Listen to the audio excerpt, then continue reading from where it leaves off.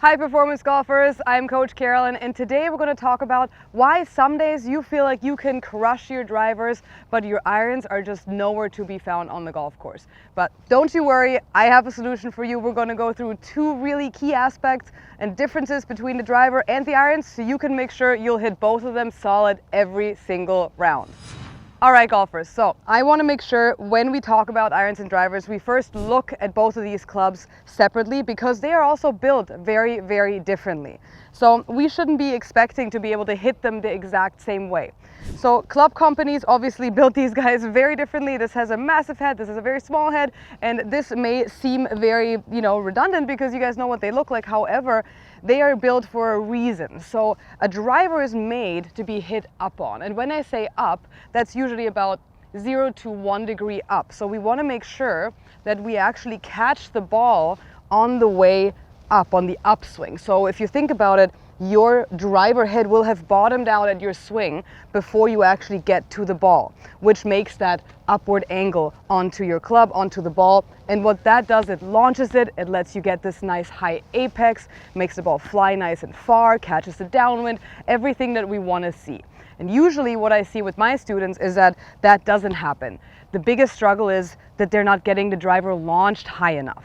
So that's why we're going to go over how we're going to be able to do that. Now that we've talked about it being built differently, we want to make sure we maximize that. With an iron, if you look at an iron now, the club is much shorter, of course, than the driver. If you look at this, a huge difference. That's already going to, impact our actual setup, which we're going to go over as well. But if you look at the angle of the face, it obviously has more loft because it's not a driver, and every iron has a different loft, but it has more than a driver. It's made to hit down on. So if you think about hitting down on it, if you look at a PGA Tour, LPGA Tour players, they hit about -2, -3, -4 degrees down on an iron. You want to catch the ball before you actually bottom out. So it's going to be hit as you're descending, as your club's going down on the ball, and then you take that divot. If you're taking a divot with your driver, you're going to have to stop. But that's the point of, the driver is being hit up on, you're on a tee, but you never see a divot. Even if you hit an iron off a tee, you usually do see somewhat of a divot because you have a descending blow on it. So let's talk about the drills and the setup differences between these two clubs that allow us to optimize these two clubs and find a nice balance so every time you're on the golf course, you can actually hit both of them well and both of them the same way. All right, guys, quick break from today's video. Look, if you want to make massive improvements with your game and actually get way better in 2025, you got to do something different than you've done before. And one of those things that I highly recommend is checking out these 2-day schools that my friends at Performance Golf are hosting. These are with the best coaches in the world, people you see me in videos with all the time, like Martin Chuck, Andrew Rice, Erica Larkin, many more of the top coaches at awesome places all around the United States. We're seeing great results with these schools because what we're able to do when we see you in person is really find and fix the main root issue. Most all of us have like 4 or 5 things wrong with our swing. You can't do them all at one time, but you can find and fix the main one thing, which we can do in person like that. We're able to make massive improvements. I'm talking like maybe 2 years of improvements in only 2 days. So if you're looking for something to really fast track your improvement, this could be the thing that could take you to the next level. We'll put a link in the description down below. Check that out, see if there's a spot available in a location that works for you. All right, so first let's go on to the driver. The main difference that we just talked about is the drill and the descending and ascending way of getting to the ball. I'm going to tee this up for you guys so you can see this better. Biggest thing, if you're out there and you feel like you can't launch your driver, I want you to feel like your club head, if we had an imaginary wall pulled up right here, I would want you to feel like as you're coming down to the ball, your club head is actually touching this wall first. So versus your hands. See how here, if my hands are actually forward and my hands would be touching this wall first? We want to make sure that that club head actually passes you and feels like your hands are behind that club head just in front of that ball. If you're about 1 foot in front of that ball or past the ball. With an iron, on the other hand, if we pull up that exact same wall, you want to feel like those hands are touching that wall that we have built kind of like 1 foot in front of the ball right here first.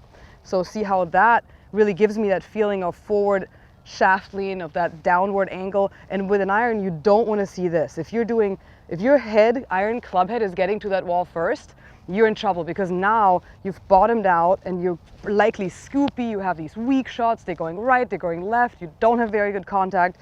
So that is my number one feel drill. And you know how it is on the course, it's really hard to talk about technique and feel different technical things. But if you can feel like that club head gets to the wall first or second, that's actually super easy to kind of get you a feel for where you need to be. So let's hit a couple of shots with those feels. Let's start with the irons here. I'm going to take this off the tee, and I'm going to feel like my hands are getting to that imaginary wall first. It's really important. Do some waggles. Make sure that before you actually get to hitting, I want you to feel that waggle. I want you to feel those hands leading. So let's do this. Feel those hands leading. You can see it took a little divot, so that's a really good indication of me hitting down on it. Let's hit another one, see if I can take a little bit deeper of a divot, because in this case I actually would like to see that. This is an 8 iron. Just kind of want to maximize that feeling. Nice little waggle. Make sure you do those, because that's why practice swings exist.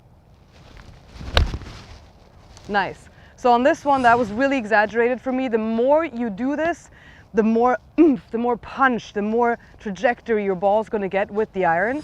And if you exaggerate it even more, you can go into little punch shots. So that's really where you can start controlling your shots really well with an iron. So the more you feel that, handle and those hands getting to that wall first versus the club head, the more control and the more, club head speed you're going to get with an iron. Now let's jump to the driver. We're going to have to do the opposite feel. And this may sound, complicated, because why are we feeling two different things with two different clubs? Guys, this is golf. Golf is fun. That's why it keeps us on our toes. And for those two, we just have to get some different feels, and that's okay. And I encourage you to exaggerate this, because most of us don't feel comfortable exaggerating things, but it's really important in golf to do this. Now we're going to waggle with the driver. See what I'm doing here? And I just kind of naturally started doing this, because that's what I always do when I play. I'm letting that club head pass my hands. Club head gets to that wall first. So let's see how that feels. There you go. Nice little straight drive, little draw on it. That's also what's going to tell you whether your angle of attack was positive, was good. You hit it on the up, is when you see your driver draw a little bit more. When you have these driver misses, and that's the driver miss I see most for my students and for amateurs, is this kind of low starting and then screaming kind of right spinny drive. And nothing's more annoying than feeling like, my God, I just can't get rid of this slice with my driver. And usually it gets worse with your driver. Why is that? Because again, with your irons, you'll have a day where you can get away with it, because if you're hitting that kind of screaming slice, you're hitting down on your driver. You're hitting down on your irons, you're going to get away with it. Like I just said, they're built to be hit down on. But on a driver, there's no way. You're not going to be able to get away hitting down on your driver. I know there's people out there that say, but Tiger Woods hits it, 1 degree down on his driver. That is true, guys, but he also has a ton of club head speed. It is Tiger Woods, and he can do that. But today we're here to learn how the average golfer can play much better golf much faster. Trust me on this, you should be neutral to +1 on your driver. You do not want to be hitting down on it. So let's make sure we can fix that. And I do want to talk about your setup as well, because setup is something that is also something you can do pretty simply on the course. It's something you change before you hit. And I don't want to overload you guys with swing thoughts, because again, swing thoughts, we already have way too many as it is. So if we can do something before you actually swing, it's always a lot easier to do.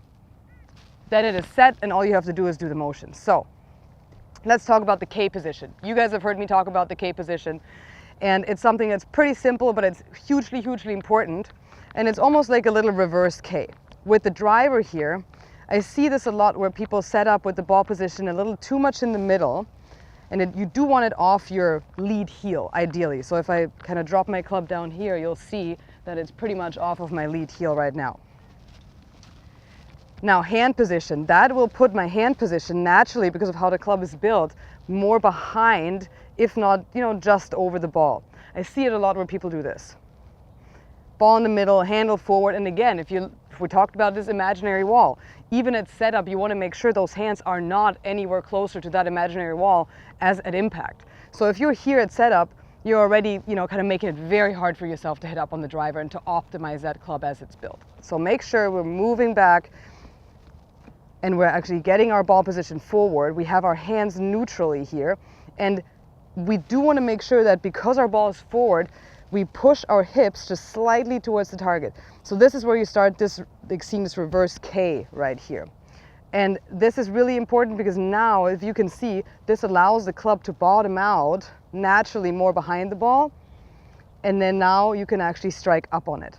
With the iron, on the other hand, you're going to see less of this just because your irons the loft is different and they're built to be down on, as we discussed. So now on the iron, your ball position is going to be more in the middle. This is an 8 iron, so it's just front of middle. And my K position is still there a little bit, right? Because I want to make sure I have some forward press. But if you can see here, if I do my little K position now, because of how this club's built, you can see my hands are closer to that wall. And it's exactly what we want. So be aware of where your hands and your club head is at setup and at impact, because we want to keep replicating this. See this? Handle leads, club head follows, versus with the driver, club head leads, handle follows.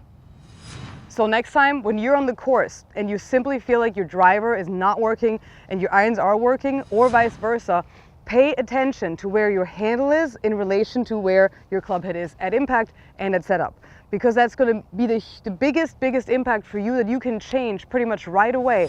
It's a setup change, it's not something super technical, and it's a feel change that you can do during your swing that'll help you hit those drives and those irons much more consistently. If you guys like this video, please make sure to like, subscribe, and leave us a comment below, and we can't wait to see you guys next time.